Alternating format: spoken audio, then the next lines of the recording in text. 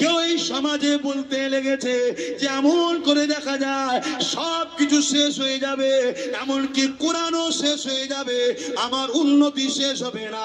এই জাহান্নামীর সঙ্গে এখনো মুসলমান কি করে মিশে থাকতে পারে?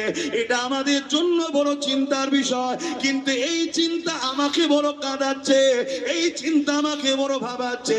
কি জন্যে ভাবাচ্ছে?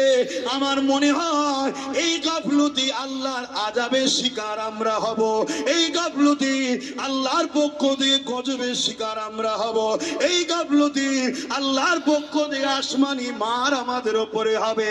এই আমি একজন আলেম হিসাবে, একজন নবীর ঘরের সন্তান হিসাবে, একজন জবানার মুজাদ্দিদের খুন হিসাবে আর ধর্মসভা থেকে বলে দিয়ে যায়, কেউ যদি রাজনীতির প্ল্যাটফর্ম ব্যবহার করে রাজনীতির ক্ষমতা দিয়ে আমার দিনকে মিটাতে চায়, তাহলে উলামাদের দায়িত্ব হবে মসজিদের মেম্বারে দাঁড়িয়ে, পীরের দায়িত্ব হবে খানকায় বসে, আলেমের দায়িত্ব হবে নবীর মেম্বারে বসে ওই জালিম অত্যাচারী রাজনীতির দলের নেতাদের বিরুদ্ধে আওয়াজ তোলা।